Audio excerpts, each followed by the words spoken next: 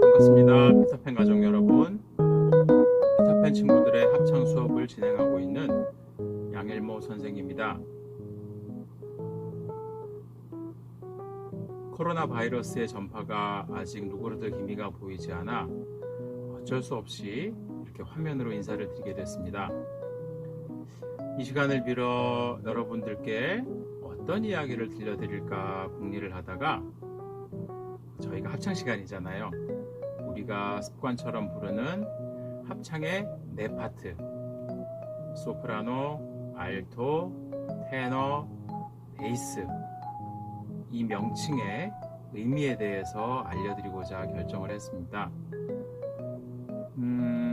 종교단체의 성가대나 혹은 일반 합창단, 중창단에서 활동을 하셨던 경험이 있는 분들이나 그렇지 않은 분들이라도 소프라노, 알토, 테너, 베이스 4성부 파트가 이렇게 한꺼번에 그려져 있는 합창 악보를 어쩌다가 한번 들여다보셨을 경험이 있으리라고 예상하는데요.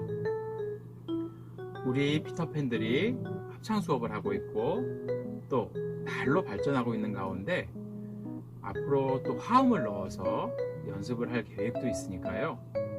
우리 팅커벨들도 간단하게 합창 악보에 대해서 그리고 소프라노, 알토, 테너, 베이스 4성부 명칭이 어떤 의미를 가지고 있는지에 대해서 알아보면 참 좋겠습니다.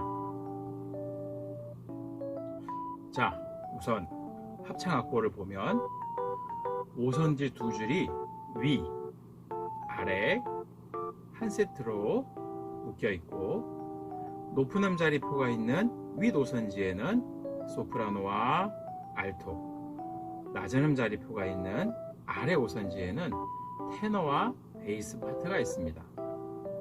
그래서 제일 위부터 아래로 소프라노, 알토, 테너, 그리고 제일 아래 베이스 파트가 자리하고 있어요.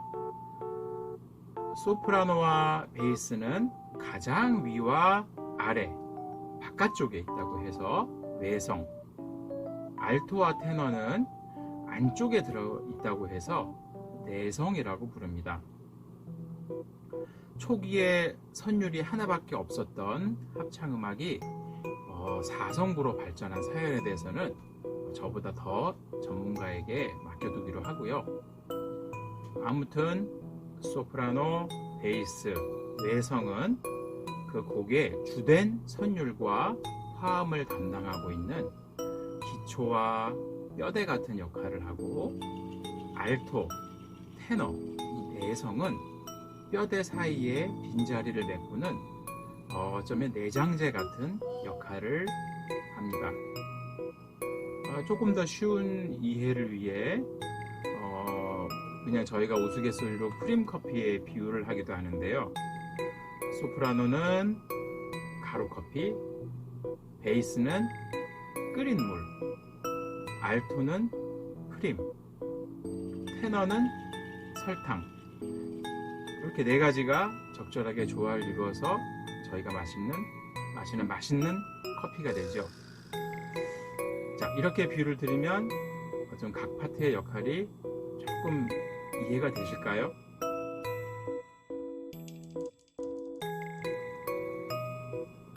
음악 용어의 대부분은 이탈리아어입니다.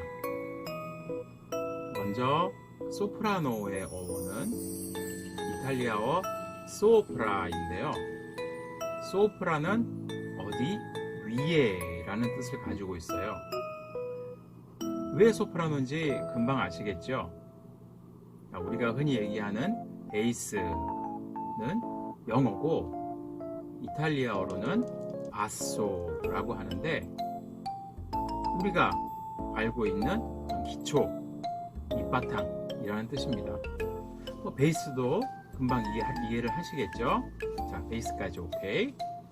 자, 외성은 자리하고 있는 위치에 따라 이름이 지어졌네요. 소프라노는 제일 위에 있다 그래서 소프라노, 베이스는 아래에 기초를 이루고 있다 그래서 베이스. 자, 베이스처럼 자, 우리가 테너라고도 하는데요. 테너도 영어고 이탈리아어로는 테노레인데요. 이 테노레는 이탈리아어 동사 테네레에서 기원합니다. 테네레의 뜻은 유지하다, 붙들고 있다 라는 뜻인데요. 이 뜻처럼 테너는 다른 파트의 음정이 위아래를 정신없이 오르내리며 연주를 진행할 때 한 음을 꽤 오래 유지하는 역할을 하기 때문에 음정 높낮이의 변화가 작습니다. 그래서 테네레 유지하다, 붙들고 있다 해서 테노레가 파생된 것이죠. 자, 마지막으로 알토. 자, 제가 마지막에 넣었다는 것은 어떤 의미가 있다는 것이겠죠. 알토는 이탈리아어로 높은이라는 뜻이에요. 키가 크다, 건물이 높다 이런 것들을 알토라고 얘기를 해요. 이상하죠? 알토 위에 분명히 소프라노가 있는데 왜 알토도 높다라는 이름을 붙였을까요? 소프라노는 저 위에 있다라는 뜻이고 알토는 높다라는 뜻이에요. 왜 그랬을까요? 자, 현대의 합창음악은 교회 합창에서부터 시작해서 이렇게 발전을 하였는데 아주 오래전 우리가 중세시대로 돌아가 보면 교회 안에 여자가 들어가지 못했던 시기가 있었지요. 자, 현대 합창은 소프라노, 알토는 여성이, 테너, 베이스는 남성이 연주를 하지만 당시 교회 합창단은 남자들로만 구성되어 있었어요.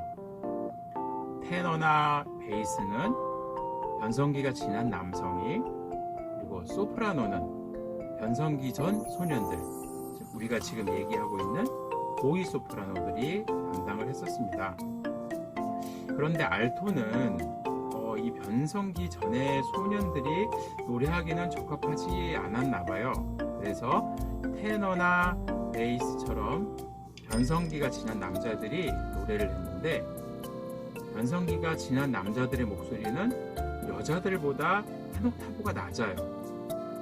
그런데 악보상으로 봤을 때는 알토는 여자 파트거든요. 그래서 낮은 음악, 여자의 낮은 음역이라도 악보대로 부르려면 남자 목소리를 한 옥타브 올려서 불렀어야 됐어요. 힘들었겠죠. 그래서 남자들이. 그래서 한 옥타브 남자의 목소리를 한 옥타브 올려서 높게 부른다 라고 해서 알토라는 이름이 붙었습니다.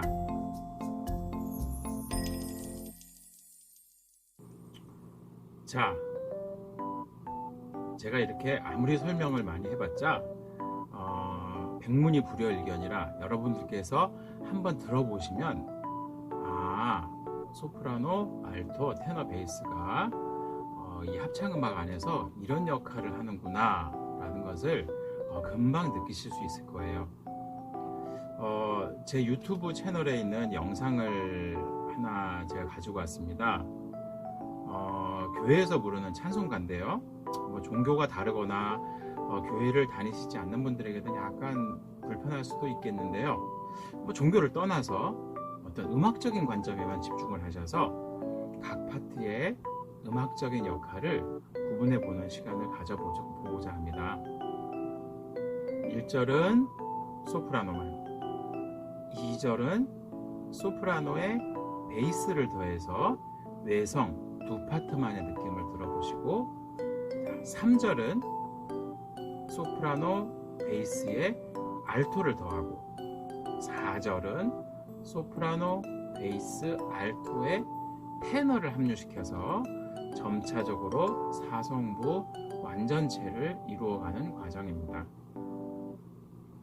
한 파트씩 추가될 때마다 느낌이 어떻게 달라지는지, 추가된 파트가 이 사성부 안에서 어떤 분위기 메이커 역할을 하는지 귀 기울여 들어보시면 각 파트가 하는 역할을 몸으로 느낄 수 있지 않을까 생각합니다. 들어보시죠.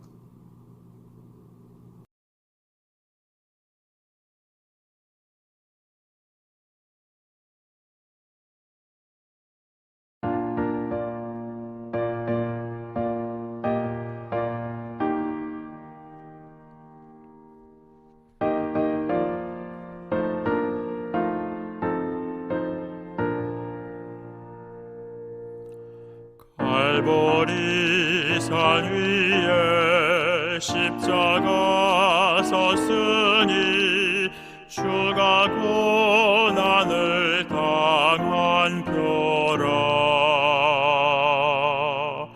험한 십자가를 내가 사랑함은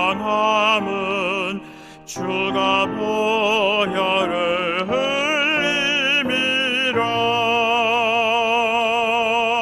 최후 승리를 얻기까지 주의 십자가 사랑하리.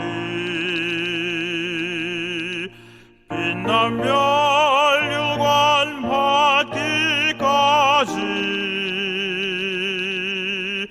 험한 십자가 붙들겠네. 멸시천대 받은 주의 십자가에 나의 마음이 끌리도다. 귀한 어린 양이 세상 죄를 지고 험한 십자가 지셨도다. 최후 승리를 얻기까지 주의 십자가 사랑하리. 빛난 멸류관 받기까지 험한 십자가 붙들겠네. 험한 십자가에 주가 흘린 피를 믿는 마음으로 바라보니 나를 용서하고 내 죄 사하시려 주가 흘리신 보혈이라. 최후 승리를 얻기까지 주의 십자가 사랑하리. 빛난 멸류관 받기까지 험한 십자가 붙들겠네. 주님 예비하신 나의 본향집에 나를 부르실 그날에는 영광 중에 계신 우리 주와 함께 내가 죽도록 충성하리. 최후 승리를 얻기까지 주의 십자가 사랑하리. 빛난 멸류관 받기까지 험한 십자가 붙들겠네.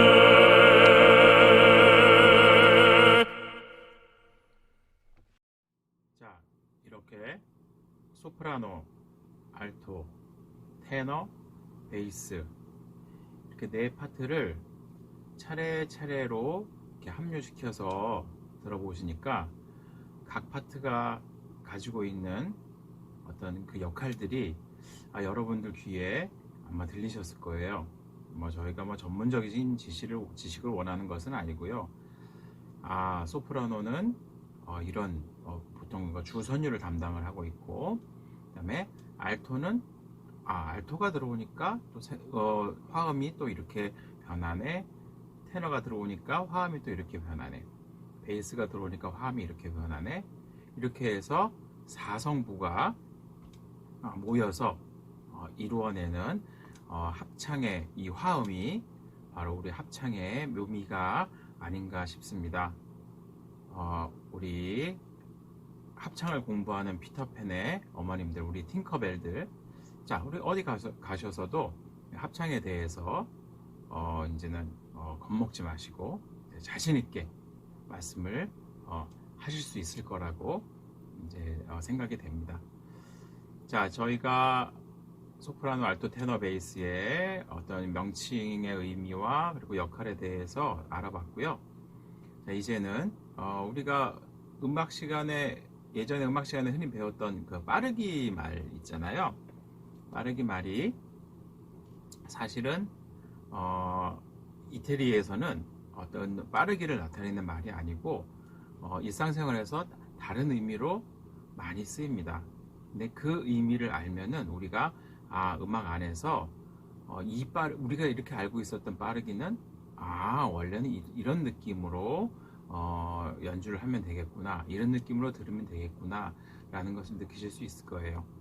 그래서 이제부터는 우리가 알고 있는 빠르기 말을 이태리 사람들이 일상생활에서 어떻게 사용을 하는지를 알아보시면서 그것을 우리가 그냥 막연히 알고 있던 빠르기에 응용을 시키는 어떤 그런 시간을 가져보도록 하겠습니다. 아다지오, 모데라토, 알레그로 등등 우리가 음악 시간에 느리게, 빠르게 등으로 단순하게 빠르게 말들을 배웠었는데요. 이 말들 중에는 이탈리아에서 음악 용어뿐만 아니라 일상생활에서도 빈번하게 쓰이고 있는 말들이 많다는 사실은 모르고 계셨을 거라고 추측해 봅니다. 이탈리아 사람들이 이 말들을 어떤 상황에서 어떤 느낌으로 사용하는지 이해하면 우리가 악보에서 빠르기 말을 봤을 때 전문 용어가 주는 거부감 대신 좀 더 우리 몸으로 자연스럽게 음악의 빠르기를 인지할 수 있을 거예요. 그럼 느린 빠르기 말부터 시작해 보겠습니다.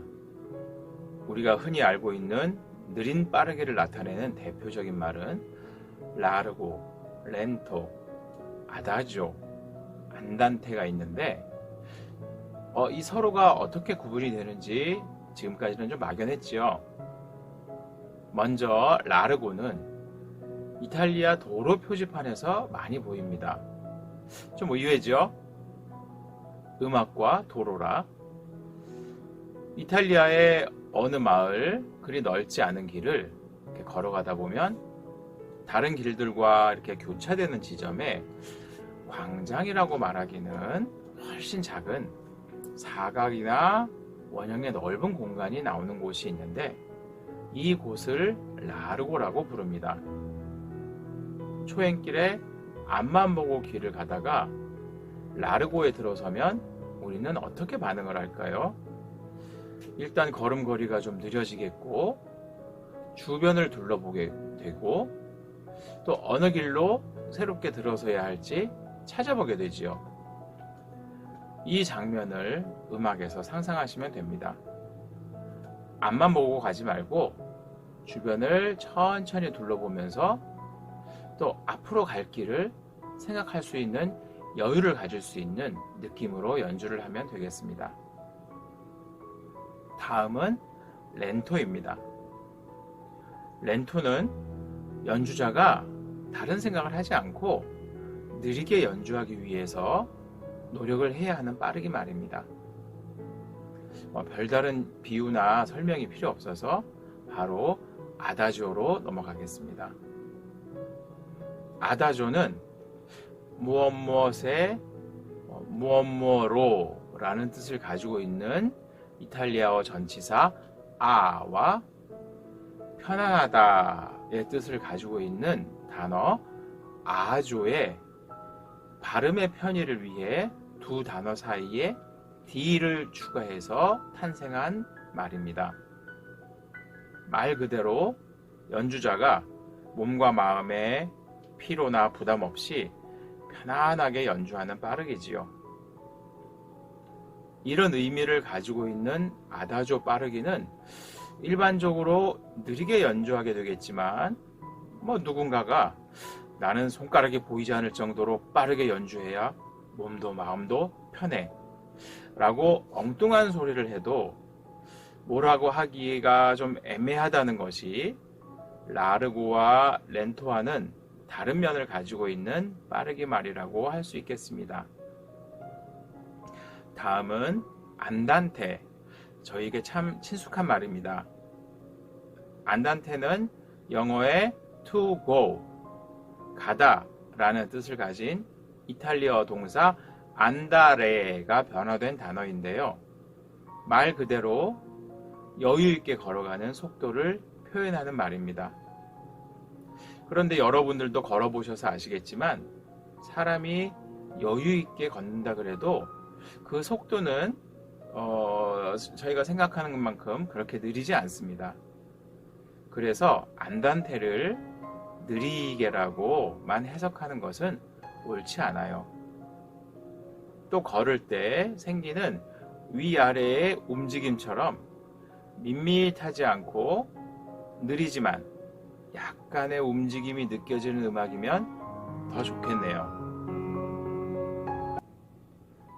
이제 빠르기 말을 알아보겠습니다. 알레그로, 레스토, 비바체 같은 말들은 우리가 악보뿐 아니라 각종 광고에서도 흔히 보고 들을 수 있는 말들이었어요. 먼저 알레그로를 알아보겠습니다. 이탈리아 사람들이 일상에서 말하는 알레그로는 빠르기를 나타내는 말이 아니라 사람의 성격을 나타냅니다. 밝고 쾌활하고 명랑한 성격을 가진 사람에게 저 사람 참 알레그로하네 라고 말합니다. 사람이 밝고 쾌활할 때 말이나 행동이 빨라지는 어떤 일반적인 느낌, 그 느낌이 알레그로의 빠르기입니다.